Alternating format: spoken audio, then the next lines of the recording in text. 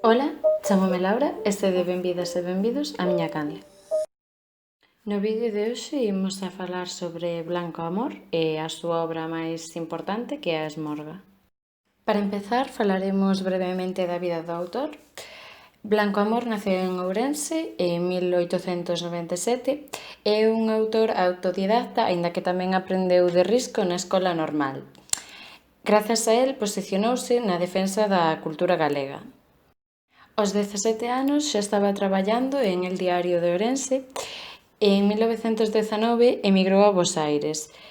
Foi un xornalista moi bo, chegou a ser director de El Despertar Gallego e en 1927 fundou, xunto con Ramiro Isla Couto, a revista Terra.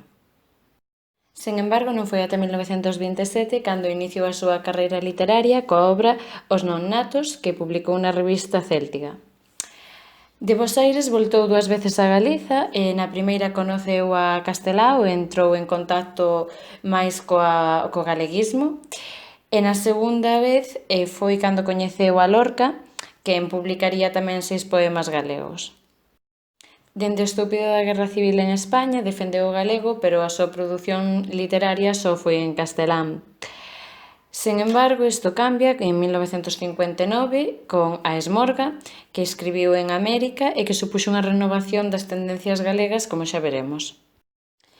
No ano 1962 publicou Os Víos Bardos, que é unha das súas grandes obras tamén, que consiste en 6 relatos narrados en primeira persoa por protagonistas infantís. No 1972 publicou Xente ao lonxe, que consiste nunha estratificación da sociedade urbana de Ourense, e nese mesmo ano pasou a ser membro da Real Academia Galega. A parte de escritor, Blanco Amor tamén foi fotógrafo e adicouse ao teatro. Así pois, dúas das súas obras teatrais máis importantes e coñecidas son Farsa para títeres, de 1973, e Teatro para a xente, de 1975. No ano 1993 adicouselle o Día das Letras Galegas, pese a que el xa morrera no ano 1979 en Vigo. Adentrándonos xa na súa produción literaria, a obra máis famosa deste autor é A Esmorga. Eu teño a edición de Galaxia, que consta dunha documentación inicial e logo divídese en 5 capítulos. Ten 115 páxinas, polo cal menos dunha semana o libro léese. Na documentación inicial, o autor cóntanos que supostamente esta historia está basada en feitos reais que lle contou un tío seu que traballaba nun xulgado e que lle contou tamén un xastre que era fillo doutro xastre que foi amigo dun dos protagonistas desta historia. A historia preséntasenos como Cibrán contándolle o que pasou a un xuíz. Cibrán é un home que mantén unha relación cunha exprostituta e nai solteira, que é a Raxada, e despois de estar con ela marcha unha mañán para traballar, pero no camiño ao traballo atópase cos seus amigos, o Bocas e o Milomes, que xa veñen moi borrachos. Ao comezo, Cibrán parece que non se vai unir a eles e que sí que vai ir a traballar, pero rapidamente comprobamos que el non vai cambiar o seu estilo de vida e finalmente acabarase unindo a eles.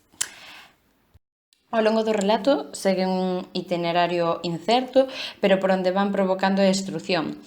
Así pois, entre as aventuras que viven, está a parada que fan na taberna Tía Esquilacha, logo entran na vivenda dun cacique onde o Bocas namórase dunha muller misteriosa que logo volverán a esa casa e descubrirán que era unha boneca realmente. Tamén van ao Pazo, onde Cibrán, a esas alturas que tamén xa estaba borracho como a eles, prende accidentalmente lume a ese pazo. Máis tarde van a un bordel do que os botan e finalmente van a meterse con unha muller que supostamente está louca e que se chama Socorrito.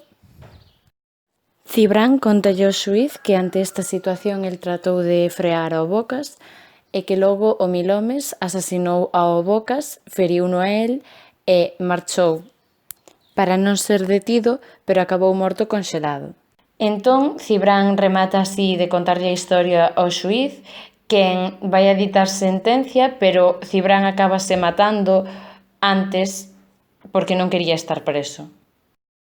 Esta reacción de suicidio pódese comprender un pouco mellor afondando no personaxe de Cibrán, tamén chamado Castizo, porque era un home que era un obreiro moi pobre, que trataba de comezar unha nova vida, a cal xa nunca ia poder acadar por culpa de ser encerrado no cárcere por este suceso que ven de relatar. Ademais, ao longo da obra, coméntase que el bebe moito alcohol por culpa de que é un home que pensa demasiado e que eses pensamentos atormentan. Xan o Bocas era como o xefe destes esmorgantes porque era moi forte e tamén bastante bruto, porque ao longo da obra deixasenos entrever que o Bocas e máis o Milhomes estaban fuxindo porque supostamente o Bocas viña de matar a outro home por unha pelexa nun bar. No obstante, é curioso comprobar como finalmente o Bocas é asasinado por Aladio Milhomes, tamén denominado Sete Saias, porque non quería que mantivese relacións con ningunha outra muller, como por exemplo con Socorrito, xa que o Milhomes era un home homosexual que estaba namorado do Bocas. Esta é a primeira vez na historia da novela galega na que se fala claramente da homosexualidade. Aínda que de menor importancia, tamén cabe destacar o personaxe do xuíz, que aparece representado na obra con un guión en branco. Nunca sabemos que é o que di el, só podemos intuir polas respostas que lle dá Cibrán, o cal nos permite entender que é un home que non é galego, é dicir, que non entende o galego e que non está entendendo moi ben a historia que lle está contando Cibrán.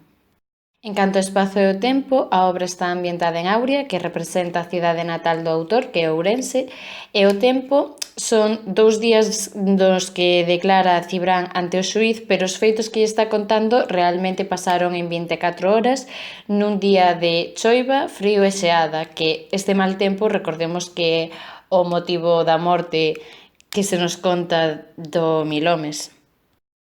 Con esta obra, Eduardo Blanco Amor fixo unha gran renovación na literatura galega por tratar de constituir unha crónica tremendista con perspectivas suburbanas, porque todos os protagonistas son tremendamente marxinais, e tamén mellorou as técnicas porque fixo unha reducción temporal e introduciu unha plasticidade cinematográfica con moito ritmo. Isto fixo que fose adaptada ao cine polo director Ignacio Vilar no ano 2014, que cabe destacar que o actor que interpretou o Milhomes foi Antonio Durán Morris, e despois tamén foi adaptada ao teatro e traducida a linguas como o inglés, o italiano, o francés, o asturiano, o catalán e o español. Para rematar, se vos gustou o vídeo podedes darlle a like, se non vos gustou podedes darlle a dislike.